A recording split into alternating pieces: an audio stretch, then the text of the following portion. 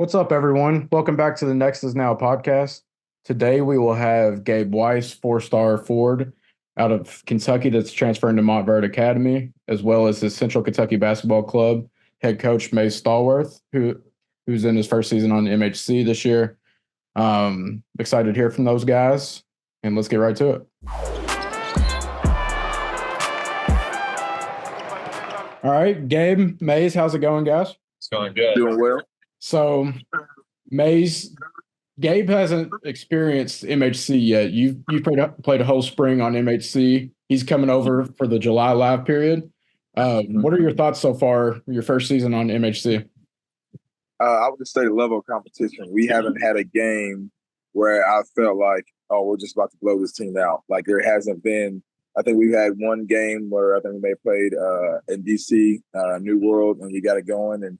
But other than that, I mean, every game has been a battle, every single one of them. And that's what I wanted. I didn't want to come into a situation where it was going to be easy, and that's what I think is the biggest thing is when you have the competition like that, the coaches show up, the games are better, your kids are getting better because every player I've had on my team so far, they rolled into the summer basketball and they're all doing very well. And I think that's all attributed to because they've been playing the level of competition all spring.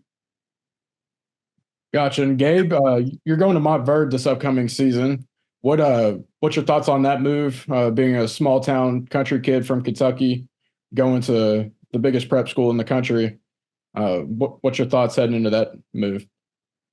I mean, it's definitely a huge opportunity for me. And I think it was one that I needed to take.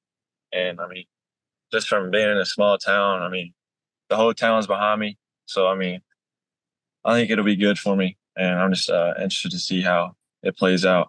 And I mean, it's not going to be easy. So I'm gonna have to earn my spot for sure. For somebody, if somebody's never seen you play before, how would you describe your game? And then what can you bring to Montverde in your first year? I mean, I would describe myself as a true wing, I would think. I mean, just 1, 2, 3 dribbles, just getting to the basket, just like playing in transition. And I mean, for Montverde, I think I'm going to have to be very versatile to earn a spot on the floor. I mean, this defensive end is probably what's going to get me my playing time. In Mays, we had talked about after a couple of your games, a couple of the games that you all dropped throughout the MHC season. You're like, man, if we had had Gabe, it would have been a completely different outcome. How excited are you to bring him to Central Kentucky? I'm very excited because obviously I've been with Gabe the most inside a gym, just me and him. So I've seen a lot of things he can do, and I've seen a lot of things that he hasn't shown in some games that I know he can do. So I think just a confidence boost for him. I think with me coaching him, obviously our relationship, but also too with our team, he brings a different element, athleticism, length, a different scoring ability around the rim. That we just didn't have. I mean, we did a great job of what we had, and Jordan Mabe has played out of position, really rebound the ball, play as well as he can play. But Jordan will tell you, like having Gabe and another athletic guy like a Justice Decker, Jack Armstrong, those guys to where they freeze them up to really help rebound the ball and do some different things defensively. I think our team just gets better. Our guard play has been well. Nick Osborne, Connor Lloyd, Chance, all those guys have done well. Jeremiah Seven with his link. So all these guys have done what they're supposed to do. But I think adding Gabe, like we talked about Travis, is just the icing on the cake. Then Gabe, your first event's going to be at Augusta Live down near Peach Jam. And there's going to be a lot of college coaches in the building, like a lot of college coaches. What are your thoughts on coming over to MHC and the competition that you're immediately going to be thrown up against in like EYBL teams, top independent teams, things like that? I mean, I think it's going to be great, especially coming from 3SSB and then kind of getting to see different competition like on the EYBL. I think it'll be good to see and just have those matchups and hopefully just bring in more college coaches, like you said. Mays, for you, who have you seen MHC benefit the most so far on your team? Like 2 or 3 kids with their recruitment? I would say, when you say 2 or 3, I honestly, God, not from a maybe recruiting standpoint, but I would start first with Justice Decker because he went to Lipscomb camp and their coaching staff just told me he destroyed. I mean, and I told his mom just up front, I said that comes from being the competition he's played against all spring. I mean, he's played against mid-major guys all spring, and every man who's we've had. Obviously, Chance Dillingham was a nice point guard, obviously a nice player before obviously he came to us, and obviously he had a name, but his name really took it to the next level because of what he did on the main hoop circuit. I mean, he's getting, followers here, 20,000, takes on his videos, things like. I mean, the head coach at Tennessee State doesn't know Chance because him playing with main hoop. I mean, playing with Central Kentucky, knows him because we're on the main hoop circuit.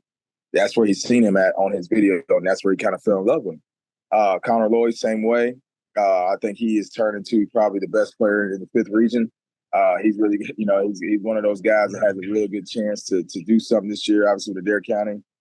Then Nick Osborne, I think also too, from a standpoint of how he's played, how he's turned it over to Bethel this summer, and really just changed this whole game. So, I mean, when you talk about what it's done, the circuit, it's more than just a recruiting standpoint. These guys are getting better, and as you know, if you're getting better, college coaches are coming, and it may not be now. You may not see that offer now, but what them playing on main hoops circuit is going to flow into the school year, and I think all these guys are going to have a place to play next year. I really, really do. Now, what level that is will be up to them, but all these guys will have somewhere to play. And then the last question I have for you, Maze, is what would you tell? Because you all were on Adidas Gold. You were on Adidas Gold for years. What would you tell teams on like those circuits, like what MHC can do differently than what you had seen before? Well, what I'll see is that you guys let the top teams play each other.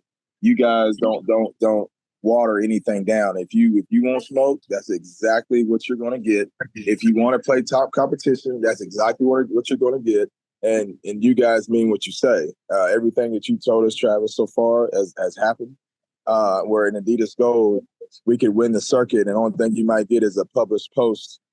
Hey, you won Adidas Gold. But with May Hoops, after every game, every single game, I want to say at least 6 of our 9 guys have been featured on either on your page, Travis, Jeff's page, Kobe's page. Somebody has featured our guys, and that's something huge. Where before Adidas Gold, there's no coverage. There just isn't. I mean, the only thing you're doing, your team, your program is covering, but I think the biggest thing is the coverage, the media coverage. You guys do what you say you're going to do, and the competition. There's no ducking. Again, the first game we went into at DC was versus Team Takeover 226. Now, I tell everybody that's one of the most talented teams I've ever seen. And that's just the guys they have, and it's granted who they are. I mean, the Jaden Clayton's kid we played against, he's got offers from all over the country. That's one of the best players in the country. So just what you get to play against, there's no ducking, the media coverage. So it's almost the same as you want to say the Adidas, Nike, and all that. The only thing that's different is those brands. That's it.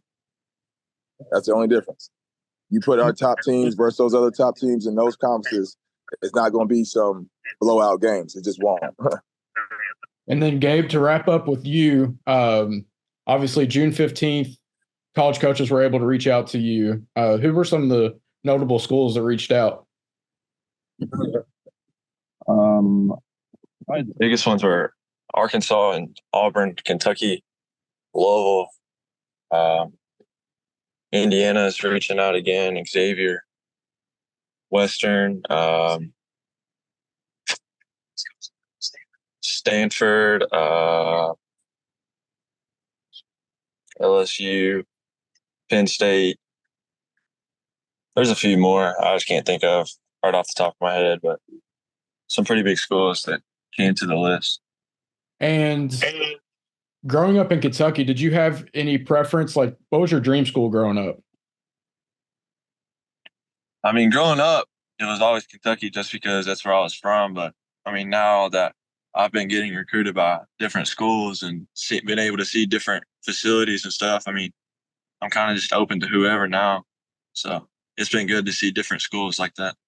And then the last question I have for you is who's a school or two that it might not be recruiting you right now that you would like to hop in the race?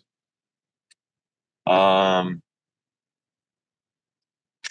think I really like Baylor's coach. I think he's a really cool dude. And I mean, just some of those other top schools like North Carolina, Kansas, Michigan State, some of those other Power 5 schools would be pretty cool to get in the mix. Gotcha. Well, I appreciate you guys coming on. And then, like I said at the start, this is Gabe Weis, 4-star forward out of Kentucky, heading to Montverde, and then May Stallworth, the director of Central Kentucky Basketball Club. Thank you, guys. So I appreciate it.